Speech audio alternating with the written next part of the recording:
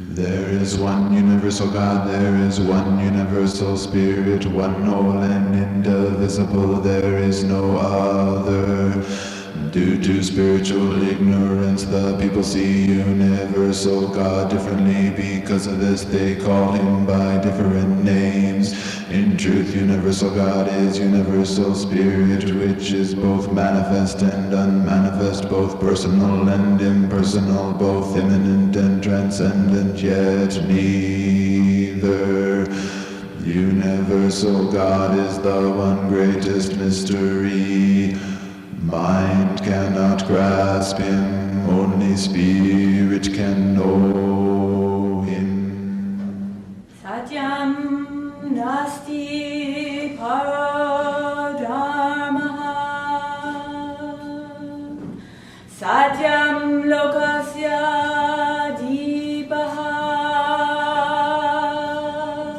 Shruyatam drishatam kriyatam ucchatam parapara sharanam agachati bhagavan sharanam agachati dharmam sharanam agachati samgam sharanam agachati Satyayugam Sharanam Agachati. Om Soham Tattvamasi. Om Parapara Ki Jai. Om Jai Bhagavan Ji.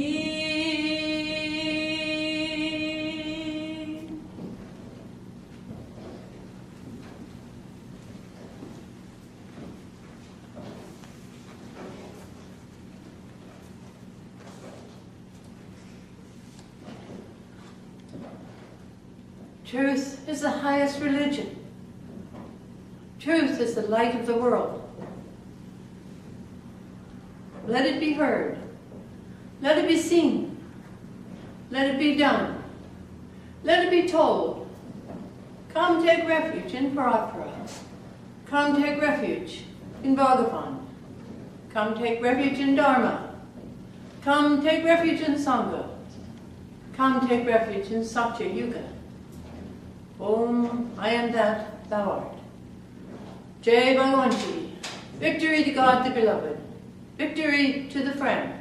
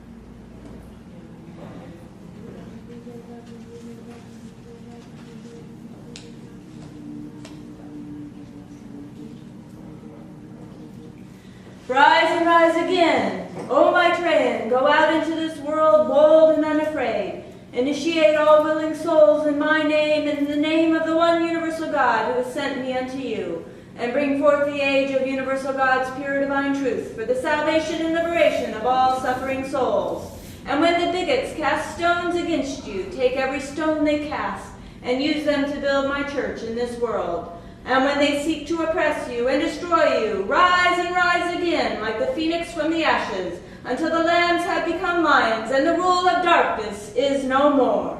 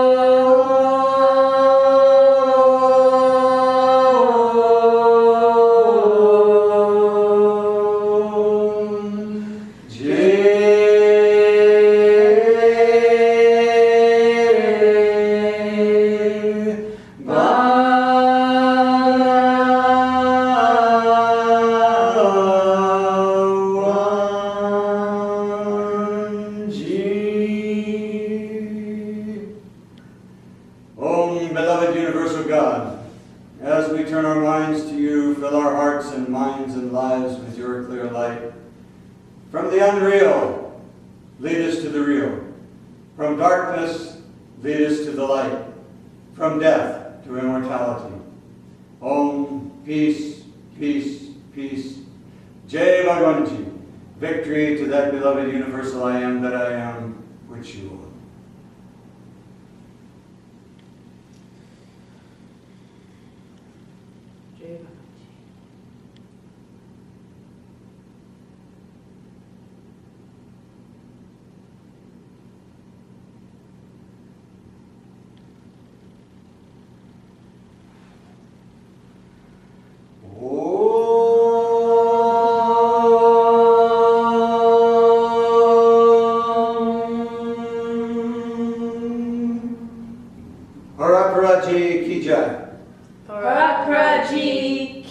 All victory and glory to God the beloved. All victory and glory to God the beloved.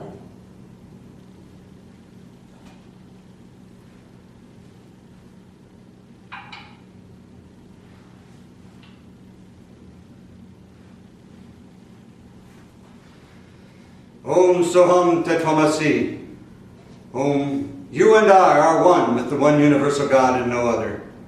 Jai Bhagwanji, victory to God the beloved, that beloved universal I am that I am, which you are.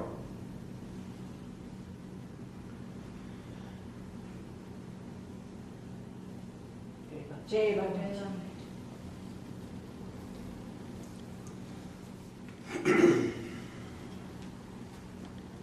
Today I'm guided by God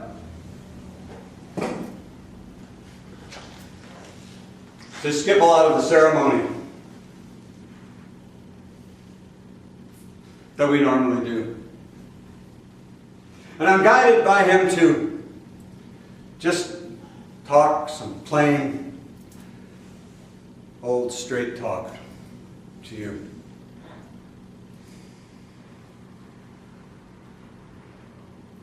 You see, the truth of the matter is that God has made a new covenant with man in our day. A covenant that will liberate every soul who accepts it and fulfills it from this endless wheel of birth and life and suffering and sorrow and fear and pain and sickness and old age and death and rebirth.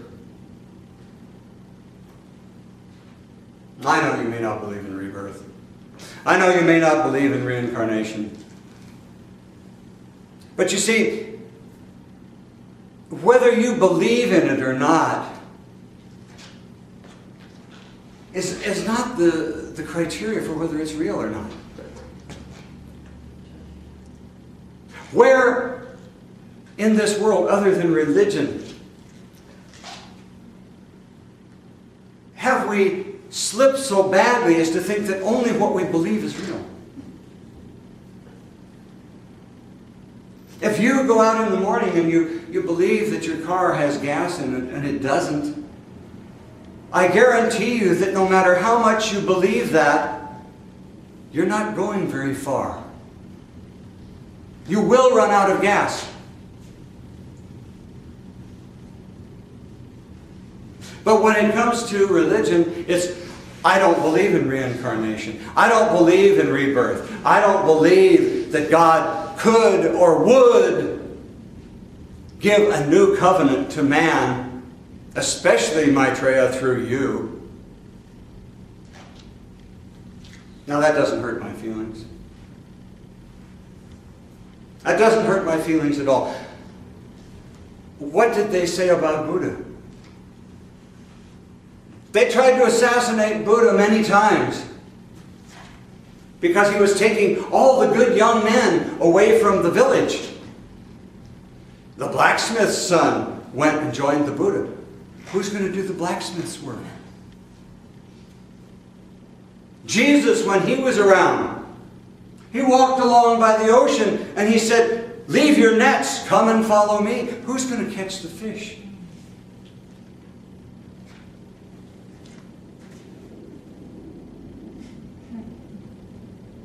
Muhammad gathered all the young men of Mecca.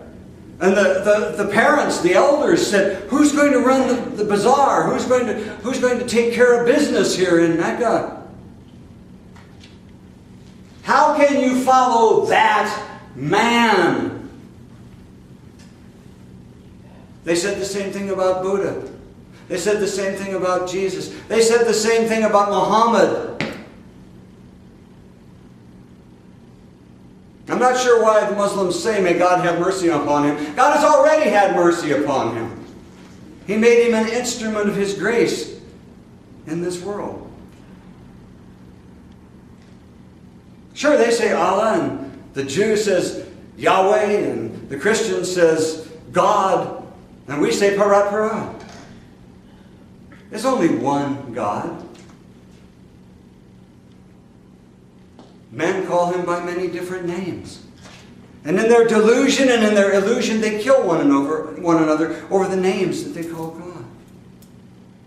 And in every age where God has brought forth His own presence in this world as a mercy to man, the people have always done the same thing. They point at Him and go, "You mean you tried to tell me that God would act through this man? Oh, he's too short.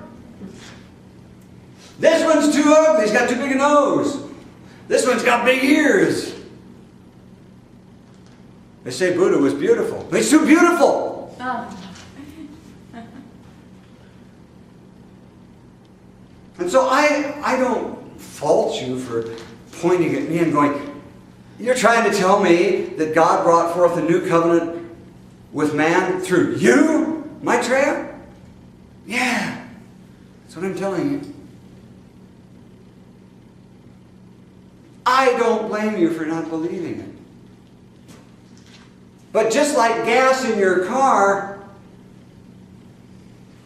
or just like if you went out in the morning and you saw that your tire was flat and you said, I don't believe my tire is flat.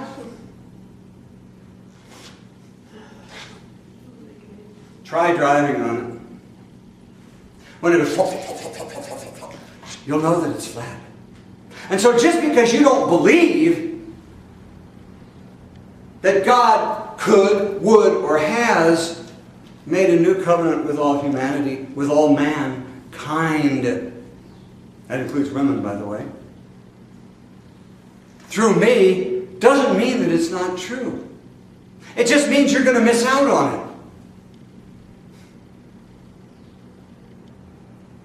If somebody were to tell you that down at the local bank they're handing out $100 bills to the first 20 people that walk in the door, you go, they're not doing that. They're not going to do that. Nobody in the right mind would do that, especially in times like these. Well, if you don't go, you miss out. Now, nobody would blame you for not believing that. That's an absurd thing to do. Why would a bank do that? Do you have to get an account? No, you don't have to get an account. They're just going to give you $100 if you walk in the door. That's absurd. That's absurd. That doesn't make any sense. It's not logical. It's irrational. It's a gimmick. I'm not going. And so some more perhaps gullible or perhaps trusting person goes and comes back and goes, hey, I got my $100. Did you go get yours? And you go, oh, no. I thought it was a scam. Let me see that. Is that a real bill? Yeah, it's a real bill. So you see, you're not believing in me. You're not believing me about God's new covenant. Doesn't do a thing to me. It doesn't do a thing to God. It doesn't do a thing to God's new covenant. What it does is it does something to you. I want you to suppose, just suppose, for a moment, that I am telling the truth. Suppose for a moment that God really did do this, as I said.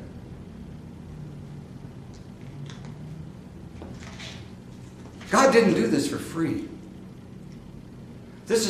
Spirituality is not an entitlement state. It's not a welfare state. Every one of God's mercies has had to give up something very dear in order to be a vehicle for God's mercy.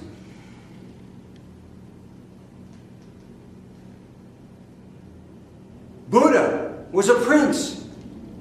He was a prince. He had everything. He had a kingdom that he was going to inherit. He had to walk out on that kingdom and walk away from it and give it up. He went out and became a mendicant, as they call it, a monk, a wandering monk, eating dirt practically. He became so emaciated that he almost died. And then he sat down under the Bo tree and he gave it all away, and God gave him nirvana. Now, a lot of Buddhists don't like the concept of God, but God gave him nirvana. A lot of materialists don't like the idea of creation either, but God created evolution. You hear me? God created evolution. Evolution didn't create itself.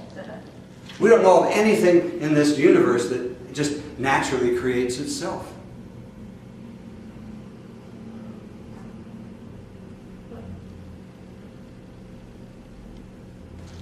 And so, Buddha had to give up being a prince.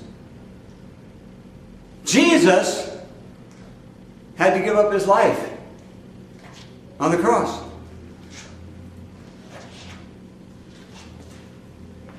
Moses had to give up the possibility of inheriting the crown of Egypt.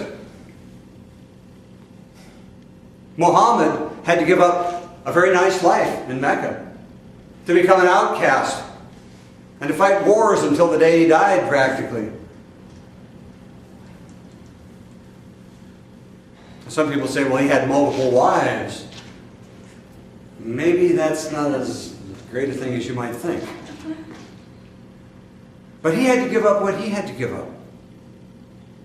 And I have had to make sacrifices.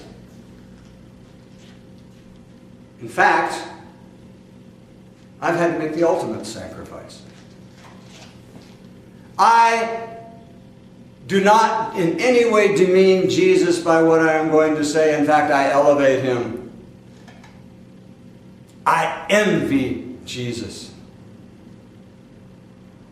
If all I had to do to go home to God was to be crucified, I'd ask every one of you here to grab a nail and a hammer. See, I was home in perfect final union with God. They say that Jesus sits on the right hand of God. I was home in perfect final union with God the same way a wave in the ocean that rises and lingers for a moment and then subsides back into the ocean is the ocean. I was home in the perfect final union with God the same way a drop of water or a cup of water taken from here one block down westward and dumped into the ocean becomes the ocean. That was when I was 8 years old. I didn't do anything to earn that. I died. I died trying to save my brother. We fell off a flight of stairs, and I held him on top of me, and I hit the concrete below. And for some moments, I don't know how long, I was dead. My heart stopped. And God took me into perfect final union with him. That drop of water went back into the sea. The waves subsided back into the sea. And I was totally one with him. Without any separation. And he asked me to come back here to do a work. A wondrous work. He didn't even tell me what it was. That's the way God works. He didn't tell Moses, go up on this mountain and I'll carve some letters in stone so you can take them back to the people. He just said, go up on the mountain. And so he asked me to come back here. And he showed me all the suffering in the world as the reason to come back here. And I saw it, I felt it the same way he feels it, without any buffer zone, without any padding, without any opportunity to just pass out on the floor from feeling it. And I came back. And he said, you'll have to go back and you'll have to forget all of this. Except I will give you a thin thread to guide you if you pay attention to it. And what you have to do is you have to find your way back into perfect final union with me through your own works. Because it's the first time is by grace, the second time is by works. Those poor deluded souls that say that works don't count. It's by grace and by works that we attain God. And so I came back. And for more than 23 years, I bounced off the walls. I was like a ping pong ball. I was like one of those balls in the, what do they call them? Pinball. Pinball. Bouncing from one side to the other. Running for God and then running away from God. Running for God and running away from God. And after 23 years, I finally recaptured that state of oneness with God. The drop of water went back into the sea. The waves subsided back into the ocean. And again he asked me to come back and finish the work that we had started.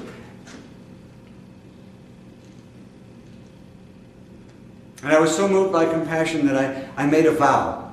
Now, you can make a vow to me. Doesn't mean that much. You can make a vow to one another. Doesn't mean that much. Politicians make vows all the time. Doesn't mean that much. But this was a vow made to God face to face, so to speak. And I vowed that I would never again enter into perfect final union with Him until I had seen every last soul safely home into perfect final union with Him before me.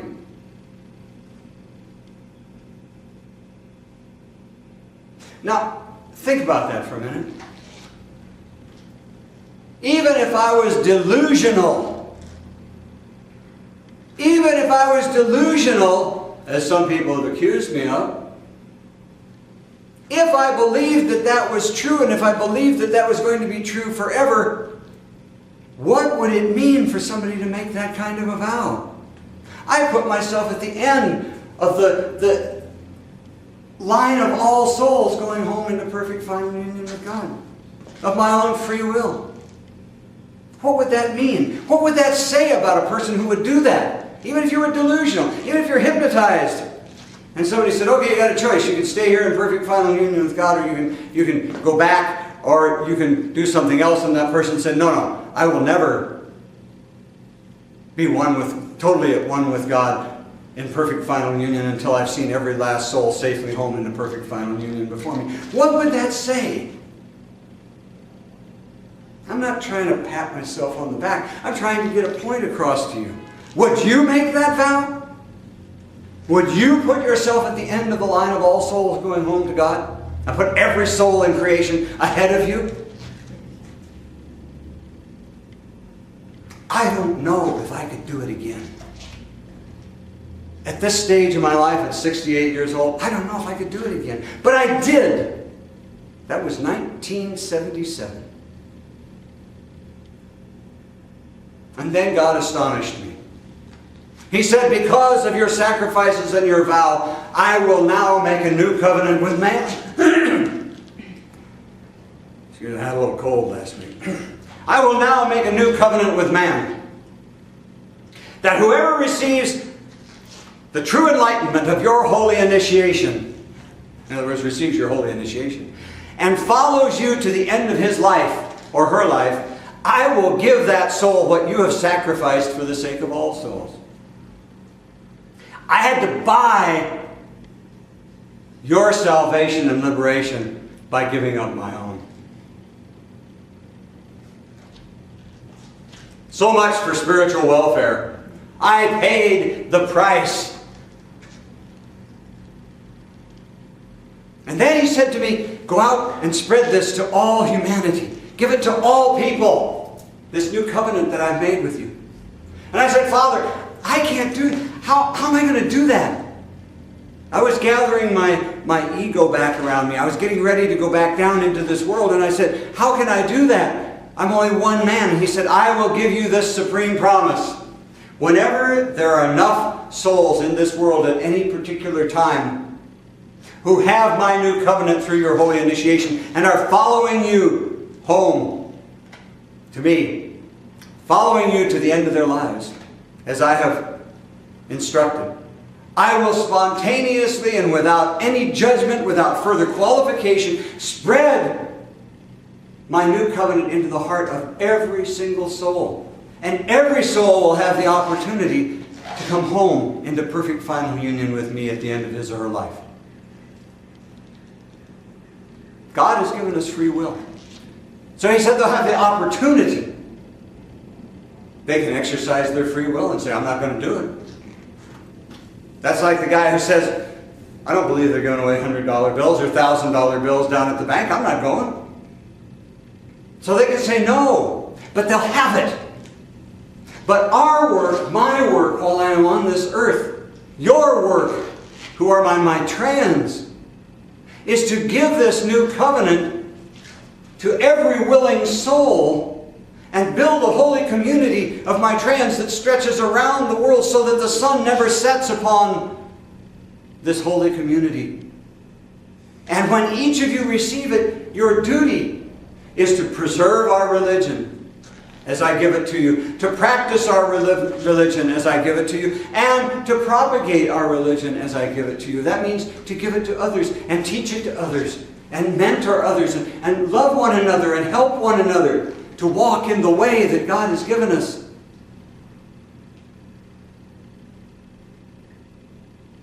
And that is the truth, the whole truth, and nothing but the truth. I know it seems absurd. I know it seems ridiculous. If I were sitting where you're sitting and I didn't know any more than you know right now, I would say it's ridiculous too. But you know what? When I was young, I was so desperate for God that I'd go find out. I'd go try it. I mean, I'd say, give it to me. Put it on me. I promise you, Jesus never mentioned me in the Bible. Buddha never mentioned me. Well, he did mention me in the scriptures. He said, when I'm gone, another will come who is the friend. And I think Jesus said something like that. But what he didn't say is this guy's bad. He didn't say this guy's evil. He didn't say this guy's a false prophet. You know who decides who false prophets are? Well, who decides who bad candidates are in a political race? The Democrat decides that the Republican's a bad candidate. The Republican decides that the Democrat is a bad candidate, don't they? And the same thing happens in religion. It's your leaders who don't want to lose their grip on power. Whether that's an emotional power over you, or a physical power, or their wealth, or their big 10 million person churches. They don't want you to do it. So of course, anyone other than the one that they profess, whether they're a Buddhist, a Muslim, a Catholic, a Protestant, a Jew, or a Hindu, anyone other than who they profess has got to be a false prophet. Yeah. It's for power. I understand. They believe in what they're doing. But Jesus never said I was the false prophet. Look in there, see if you find the name Adhyatma Bhagavan Sri Babajan Al-Khalil, the friend, or Maitreya, the friend of all souls, in there. You will find the friend in there. And he said he would send a comforter to you. I am that comforter. And Buddha said that there would be another Buddha, superior to him, who would be called Maitreya, which is the root word of Maitreya. And I am that. Now when Jesus stood up in the temple and read from the Torah and said, "This which you have heard has come to pass in me," the Jews were outraged. Yeah. They dragged him off to the Sanhedrin, the tribal judiciary council, and accused him of blasphemy. And yet it was true. It was true.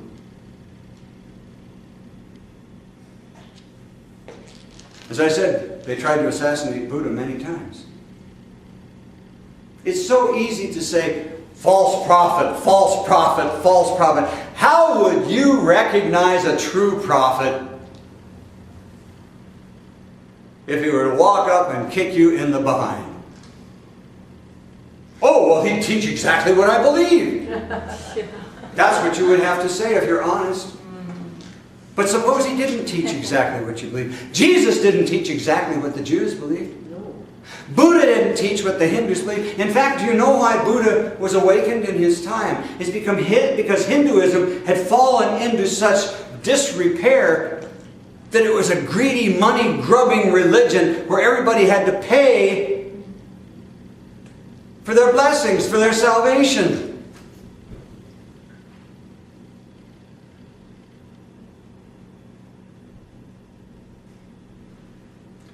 So I don't expect that many of you are going to believe me when I say, I am that. I am God's mercy sent to man. I am the bearer of His new covenant and His supreme promise. Well, what about you? You've got prostate cancer, and you've got, you're going to have to go in for a heart operation, and you're going to have to do this, and you're going to have to do that. When I made my vow, I told you the first part of it. The second part is that I would return to this world and live in this body as an ordinary man and fulfill my karma and my dharma. And then when I left this world, I would ascend into the spirit realm of God. Not quite one with God, but very close. And I would live in the heart of every soul, guiding every soul home to Him. When I'm gone from this world, that's where you'll find me. If you have faith. If you can put aside your ignorance. If you can put aside your institutionalized religion. If you can put aside your bigotry and your prejudice. That's where you'll find me. You'll find me there now. In fact, the truth of the matter is that you would not have found me today where you have found me if you hadn't already found me in your heart. Oh, you may have rejected me. You may not have known my name. You may not have known what I look like. But you already found me in your heart if you found me here today. I am what I say I am. I have won what I say I have won. I have sacrificed what I say I have sacrificed. And I have this new covenant here for you.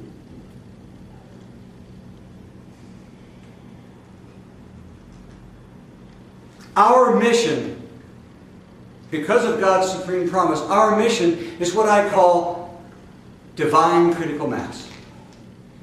God said that when there are enough souls on this planet who have received my holy initiation and His new covenant and are following me to the end of their lives, He will spontaneously and without further judgment spread His new covenant into the hearts of every soul.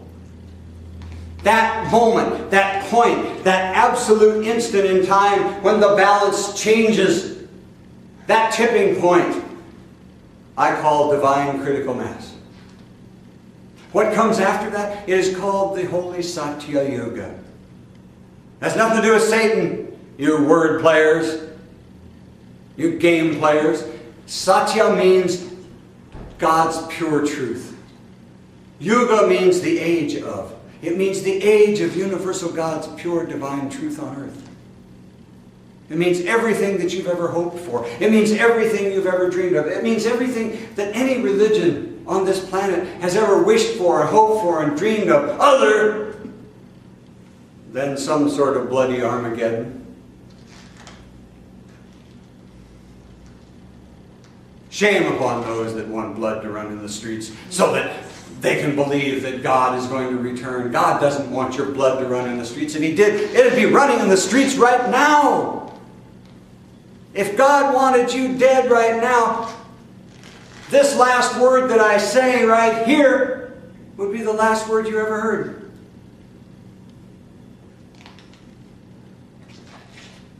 And so, here I am. I have been here doing this work since 1977. Kali Yuga time. Kali means the age of darkness. Yuga means the age. Kali means darkness. And please, don't bore me by saying, those are Hindu words. No, they're words. I'm not Hindu. Actually, I am Hindu. I'm Muslim. I'm Christian. I'm Jew. I'm Buddhist. I'm Baptist. Catholic. I'm all religions because along this journey of mine, I met and was baptized by and accepted into my heart every one of God's mercies. Buddha, Jesus, Muhammad, Rama, Krishna, Moses, Abraham, Maitreya, and dozens that you have never heard of because they're so far back in human antiquity that there's barely a record of them. You have no idea how many mercies God has sent to man.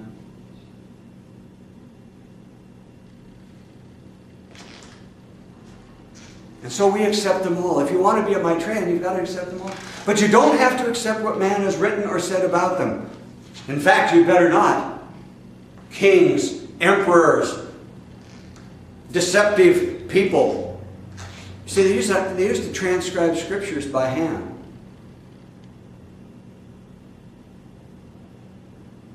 What if you had a scribe that thought he knew better?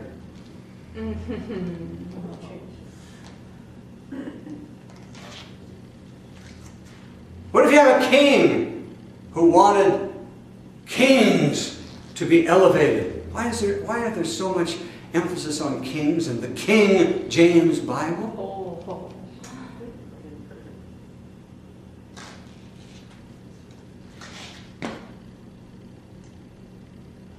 And so, this is why I'm here. This is why I'm talking to you. If you don't believe me, I understand. But if you can just look inside of your heart, and instead of all of this figuring and thinking and trying to juxtapose and justify and rectify what you already believe with what I'm telling you, if you can take up that revolutionary mind, then you need to come and be with me.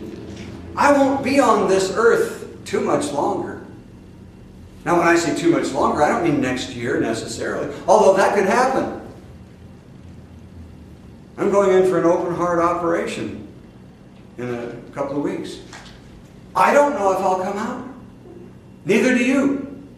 There's probably going to be a lot of people out there praying right now that I don't. Don't worry about it. God's got it well in hand.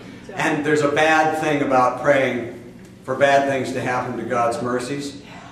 It's like, you ever see a mirror? You ever look in a mirror? Well, what happens when people pray for bad things to happen to God's mercies is God reflects it all right back to you. So whatever you put out, believe me, it's coming back to you. And I don't want that to happen. If you don't believe in me, just ignore me, okay? Don't hurt yourself. Because God will take care of you.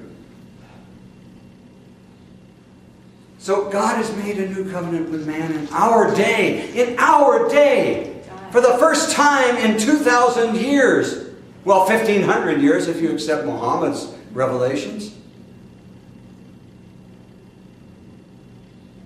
And even with Muhammad, God didn't awaken within Muhammad. He gave him his divine guidance.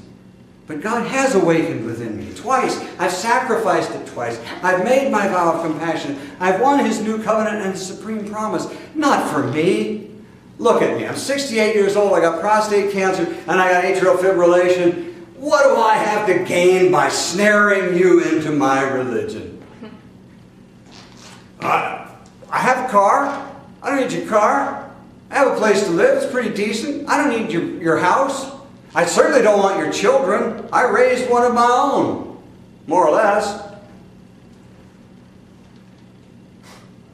I don't want you to be a slave. I teach this.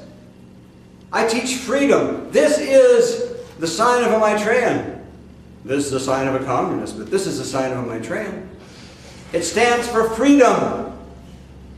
God has imbued every one of you, every soul, with freedom in the form of free will, free choice, self-determinism, individual freedom, and absolute personal responsibility, inescapable personal responsibility for all of these four. I don't want you to be a slave to me. I want you to come and help me deliver God's new covenant and supreme promise to the suffering souls of this world, so that people can get off of this wheel of birth, life, suffering, sorrow, death, and rebirth at the end of this life and go home into perfect final union with Him. So that we can build this divine critical mass and liberate all souls, so that we can win universal salvation and liberation for all souls. That's what I want. I've made my own way since I was 15 years old. I don't need your money. I don't need your wealth. I don't need your power. I don't need your car, your kids. or your credit cards. I don't even want them. But I do want you to come and help me carry out God's plan for humanity. At the end of this film, what do we call it, video, there will be a phone number and an address, perhaps a P.O. box. I don't know what's there. Not my job. Write to it. Call it. But bear in mind this, that you may not like us. You may not particularly like me. You may not particularly go. If you're coming here as a personality or a popularity contest, please don't. And this is not a popularity contest. God is not a popularity contest. God is what God is. Whether you like it or not is irrelevant. It's whether it's true or not that's relevant. I can only give you my testimony. I can't do anything else. I can't hypnotize you. I can't dramatize you. I can't do it or do any of those things. All I can do is give you my testimony from my heart. And if that isn't good enough, then you just have to say, no, thank you. No one will bother you. No one will track you down. No one will harass you. We will take your phone number and tear it up in little bitty pieces and throw it in the trash. Because we must have people who are called by God and called by myself from your heart. I'm in your heart even now. Sit in a quiet place and say, Bhagwanji, Bhagwanji, Bhagwanji, and see if I don't appear in your heart. If you don't feel it, I can't help it. If you've got a numb hand and you can't feel your coffee cup, it's not the coffee cup's fault.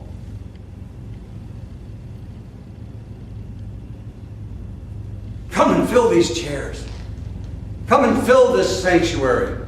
And let us form a holy community of people who have one purpose, and that is to create divine critical mass. To deliver God's new covenant to all willing souls, not to one unwilling soul. You may not, you will not, you shall not give God's new covenant or my holy initiation and God's new covenant to anyone through force, threat, coercion, intimidation, bribery, violence, or deception. Oh, you could try. You put a gun to somebody's head and say, okay, I want you to take holy initiation. You know what? It's not going to happen. Because I have to give it through you. And I will not give it to anyone under any circumstances other than the fact that that person says of their own free will and self-determinism, yes, I want it. Yes, I accept it. Yes, I accept him, that very unlikely individual. But I accept him. Despite your imaginings, if Jesus were in front of you, you probably wouldn't accept him either. He doesn't look anything like what you think he looks like. If Buddha was in front of you, you probably wouldn't accept him either. The same for Abraham, Moses, Rama, Krishna. You see, God doesn't do American Idol. Yeah. I don't know why God picked me. Certainly if I were doing the picking, I wouldn't have picked me. But he did. All I can tell you is that he did. And if you ask me to explain why, I'm going to be completely at a loss. Believe me, I've asked him repeatedly over the years, why me? Well, when God doesn't really think you're asking a very good question, you know what he gives you? He gives you dead silence. So I don't know why he picked me. I don't know why he chose me. All I know is that he did. All I know is that everything I have said here today is the truth. It's the whole truth, as much as I can give you in, what, an An hour? But I can tell you this, it's nothing but the truth. So if you haven't signed off yet, I suspect there's something in you that says, maybe this is real. Maybe this is true. Find out. What's the easiest way to find out? What's the best way to find out? Well, of course, that's to come here and sit with me. I don't live in a mountaintop. I don't live in a hermitage someplace. I'm right here in Playa del Rey, California. Redondo Beach, California. I answer my own phone a lot. Somebody told me that I couldn't possibly be the Maitreya if I answered my own phone. Okay? So that's the best way. What's the second best way? Well, I'll tell you. It is to go to Amazon. Go to www.amazon.com and buy this book. It is called The Holy Book of Destiny.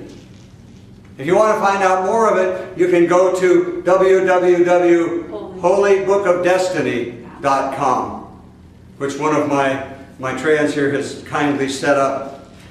Buy the book. Not because I want your money. I get practically nothing off it. We set this thing as low as Amazon would let us set it. I think we get 13 cents a book or something. Buy the book. Read the book. If you get to the last page of this book and you say, where it says, here ends the Holy Book of Destiny, if you get to that page and you go, yeah, this is what I want to do with my life, then come and see me. Come and call me. Call one of my Maitreyans here. And let's get going. But if you get through the first page and you go, this is crap, I'll tell you what you do with this book. You throw it in the trash. Oh, I'll be offended. You shouldn't throw people's holy books in the trash. But throw it in the trash. Go your way in peace. But if at the end of this book, and don't stop halfway through, you may find something 3 pages later that's going to offend the devil out of you. I hope it does, because we don't want the devil in you. But if you get to that page that says, here ends the Holy Book of Destiny, and you say, wow, yeah, that is what I want to do with my life, then you come and become a Maitreyan and help me do this work in this world of your own free will and self-determinism. There's nothing more I can say to you. Oh, I preach about this and I preach about that. I preach about these things, these worldly things, but this is the only thing that really matters, you see. What's the answer for war? What's the answer for starvation? What's the answer for cruelty? What's the answer for all of these things that go on in the world? There's only one answer. It's God's new covenant. It's God's new covenant. It is divine critical mass. It is bringing forth the age of God's pure divine truth on earth for the universal salvation and liberation of all souls. There is no other remedy. Take my word for it. Look around. Bring me the remedy. Some will say, well, Jesus is the remedy. Well, I wish Jesus was, because I wouldn't be standing here right now. I'd be out on a boat after having made a lot of money as a marriage family therapist, fishing or doing something like that. No, I'm glad to be here. This is where I want to be. But, guys, this is all I can tell you. I know I'm an unlikely candidate, but so is Jesus, so is Buddha, so is Muhammad, so was Rama and Krishna, so was Abraham and Moses. I don't know, maybe God does this on purpose. He goes, I'll pick this guy because only the people who can really see through appearances are going to ever follow this guy. I don't know. That's just a guess. Trying to outguess God is not a good idea. You know, you go to Vegas, you look around, and you see all the glitter and the millions and millions of dollars spent on the casinos. You know who wins? The house always wins. Well, look around this world. Look at the mountains. Look at the skies. Look at the oceans. God is the house, and God always wins. Don't gamble with God. And don't try to box with God. Your arms aren't near long enough. So I've told you the truth here. Take it or leave it. But if you're in doubt, the most direct way is come and talk to me. The second best way is to read the Holy Book of Destiny. Because I guarantee you, if you get to this last page and you say, yes, I want to do this with my life, then you're a natural. If you get halfway through or you get to the end and you go, well, you know, there's a couple of things in here I don't really agree with. You can only take this chapter out and take that chapter. If they'd change this paragraph here, then you're not going to work out. This is not a bargain. This is not a consultation. This is not a negotiation. Religion, unfortunately, or maybe fortunately, is non-negotiable, as is mine. I hope you've heard me today. I've tried not to rant and rave too much, because I really want to talk just to you, and to you, and to you. What is required of you? Well, I'll tell you, so that you don't have to ponder over that, because it's really hard to figure it out. What is required of you is that you will keep your 3 sacred vows to preserve, practice, and propagate the religion that I give you in all of its purity. By doing all that you can, the very best you can in all that you do, to help me create divine critical mass and bring forth the age of universal God's pure divine truth and win universal salvation and liberation for all souls. That's what I ask of you. The rest is up to you. Om Soham Tatvamasi. Om. You and I are one with the one universal God of all creation and no other. Jai Bhagavanji. Victory to God the Beloved. That beloved universal I am that I am, which you are.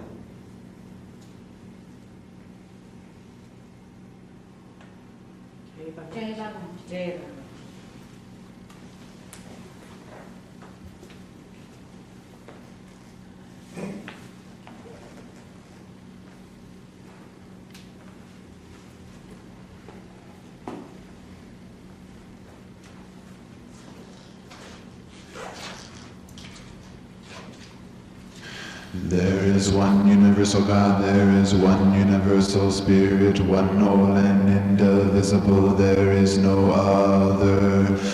Due to spiritual ignorance, the people see universal God differently. Because of this, they call him by different names. In truth, universal God is universal Spirit, which is both manifest and unmanifest, both personal and impersonal, both immanent and transcendent, yet neither. Universal God is the one greatest mystery. Mind cannot grasp him, only spirit can know